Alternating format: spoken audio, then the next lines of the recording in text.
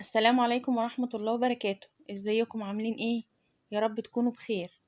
ان شاء الله النهاردة هنعمل نوع من العيش حلو قوي جميل. لو حبيتوا ان انتوا تعملوه فعلا مش هتبطلوا ان انتوا تعملوا العيش ده. طعم وملمس وطريقة سهلة، مكونات سهلة، فهيعجبكم قوي ان شاء الله. وانا عايزة اقول لكم ان مفيش رغيف منهم ما فتحش، كله فتح معايا.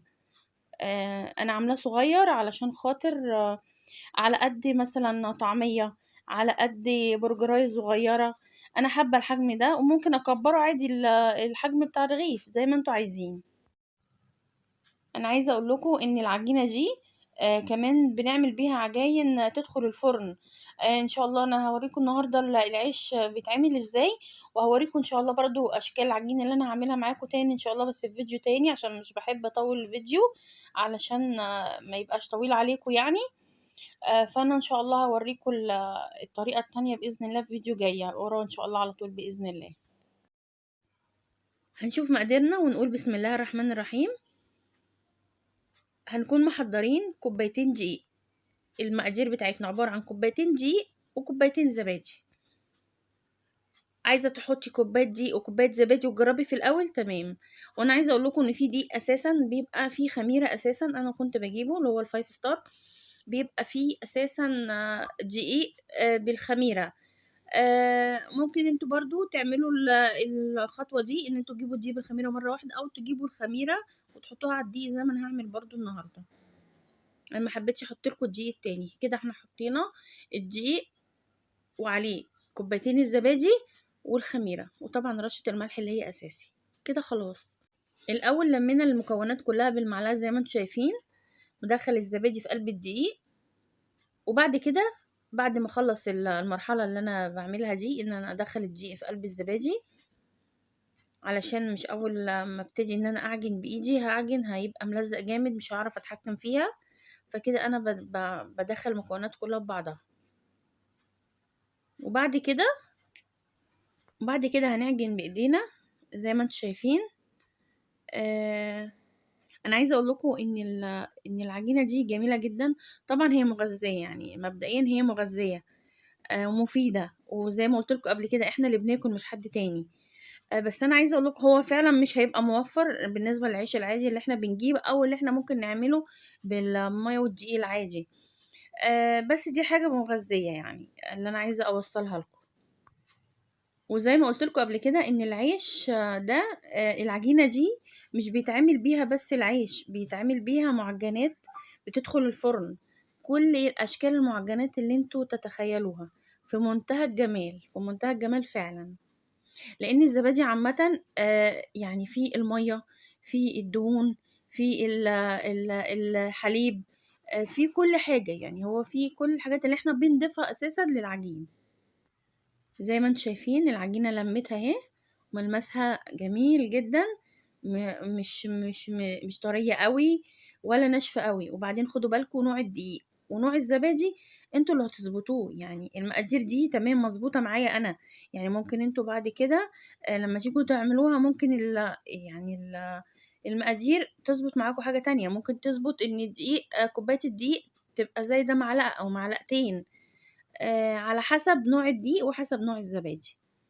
بس كده احنا خدنا العجينة وبفردها زي ما انتوا شايفين اي فرد. وانتوا لو حابين تعملوا رغيف كبير زي ما انتوا شايفين اعملوا كده تمام، ممكن ده يبقى شغال رغيف كبير وهيبقى حلو قوي. بس انا حبيت ان انا اعملهم كلهم مقاسات واحدة وصغيرين. وانا عايزه اقول لكم كمان ان انا اساسا ما عملتش الكميه كلها. انا عملت نص الكميه، عملت الكام رغيف اللي انتوا شفتوه حوالي 11 رغيف، والنص التاني هعمل ان شاء الله بيه معجنات في الفرن. انا عايزه دلوقتي كل الاحجام تبقى قد بعضها. فهجيب بقى مثلا غطا لبانه، غطا حله، زي ما انتوا عايزين الحجم اللي انتوا عايزينه. انا عملت كده زي ما انتوا شايفين، قسمتها كده زي ما انتوا شايفين. طلعت طبعا كلها قد بعضها، وهسيبها بقى تركن شويه عقبال ما اكمل الكميه كلها اللي انا عايزاها. بس كده زي ما انتوا شايفين المدوره وجميله وصغنن جميل. هنكمل بقى الكمية كلها ونشوف هنعمل ايه كده. برش بقى واركن فوق بعضه، او لو عايزين تحطوه في مثلا في صينية تانية او في جنب تاني، بس انا حبيت اوريه لكم يعني قدام الكاميرا. وعلى فكرة كمان ممكن لو انتوا حابينه مثلا سميك شوية، ممكن انتوا تحكموا في كده. عايزينه رفيع قوي برضو تحكموا في كده. بس شايفين ازاي بتقطع حلو قوي. وممكن لو عندكم قطعات تعملوها، بس انا حبيت الحجم ده بتاع الغطا ده، فحلو يعني. هجيب بقى طاسة، طبعا هسخنها كويس قوي ونار عالية، وابتدي بقى احط العيش. ابتدي طبعا باول رغيف انا عملته، مش اخر رغيف، اول رغيف يكون ارتاح وبقى تمام. ونحط كمان واحد، المساحة تسمح زي ما انتم شايفين. وابتدي بقى كل شوية اقلب، كل شوية انقله على الوش التاني. ما سيبوش يعني ياخد وقت كتير على النار. زي ما انتم شايفين، هو مش مستحمل بصراحة، بينفخ على طول وما ما بيستناش يعني. وعايزة اقول لكم معلومة كمان، بجد كان سريع جدا وما خدش وقت في عمايله. كله على بعضه ما خدش وقت حتى في تخميره، يعني ما خدش وقت خالص. وزي ما قلت لكم ما شاء الله كله فتح، ما فيش حاجة ما فتحتش. كل العيش زي ما انتم شايفين كده. ويمكن عشان حجم الرغيف صغير فمش باين قوي. وطبعا كل مرة بحط فيها العيش لازم امسح الطاسة عشان الدقيق ما يعملش دخنة. وطبعا هو بيتحرق، اللي هو دي الفايض من العيش، فطبعا بيعمل دخنة جامدة، فما ينفعش. لازم ان احنا ننضف الطاسة كل مرة. هنعمل واحد اتنين تانيين مرة كمان، ونشوف بقى جميل ازاي وطريقته حلوة ازاي. زي ما انتوا شايفين مفيش يعني مسافة ما حطيت العجينة. بصوا شايفين بينفخ على طول ازاي. انا بساعده طبعا بالضغط عليه ان هو كله ينفخ. ما شاء الله كله بينفخ ما شاء الله على طول، ما بيستحملش يعني. شايفين ازاي هيبان كمان لو رغيف كبير يبقى تحفة بصراحة. ما شاء الله جميل جدا جدا. انا عايزه اقول لكم كمان ان طعمه في منتهى الجمال، يعني حاجه كده عظمه، يعني ملهوش حل. احلى عيش كلته. وعلى فكره كمان احنا ممكن نحشيه مثلا جبنه او لحمه مفرومه زي الحواوشي الاسكندراني، ونعمله برضو في الطاسه. يعني ممكن ان احنا نقليها في الطاسه. يعني انا كنت عايزه اجربها، بس انا حبيت ان انا اخليه عيش بس، ونشوف مره تانية نعملها. ف... فهيبقى حلو برضو جميل. اللي حابب بقى يحط على الوش حبة البركة.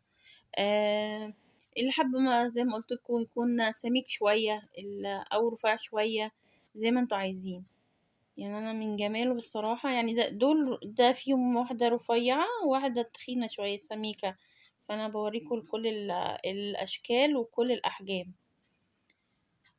فمن جماله بصراحة انا حبيت ان انا اوريكم اغلبية الكمية يعني وهي بتتعمل. بتبقى حاجة لذيذة قوي لما تحس ان الرغيف كده نفخ وشكله حلو كده قدامك.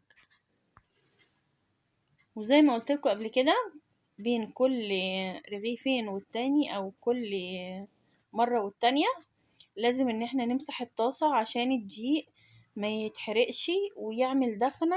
وفي نفس الوقت هيخلي العجينة سودا، يعني مش هتستوي كويس ويبقى شكلها وحش وطعمها وحش كمان.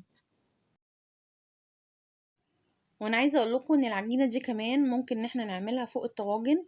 طواجن اللحمه، طواجن او اللي هي ورقه اللحمه مثلا، او المزاليكا، طاجن المزاليكا. ممكن ان احنا نحط برضو العجينه دي من فوقيها، هتبقى جميله جدا وطعمها حلو قوي كمان. وبكده خلاص خلصنا الكميه كلها او نص الكميه اللي انا قلت لكم عليها، اللي هي تعتبر كوبايه زبادي وكوبايه دقيق. كوباية الزبادي التانية وكوباية الدقيق التانية اللي هي نص العجينة التاني أنا شيلته هعمل بيه معجنات في الفرن. زي ما انتم شايفين ان الرغيف بيتني ازاي وبيتفرد تاني عادي. ما شاء الله جميل جدا. ان شاء الله تجربوا الوصفة دي هتعجبكم قوي وهتدعولي بإذن الله. ودعوة حلوة كده منكم، وألف هنا مقدما اللي هيجربها، واللي مجربهاش يجربها ان شاء الله، هي حلوة فعلا وجميلة. وكده الوصفة بتاعتنا خلصت والفيديو كمان خلص. وما تنسوش الاشتراك في القناة مطبخ هما، وتعملوا لايك وشير وتفعيل الجرس، واشوفكم على خير ان شاء الله الوصفة الجاية. باي باي.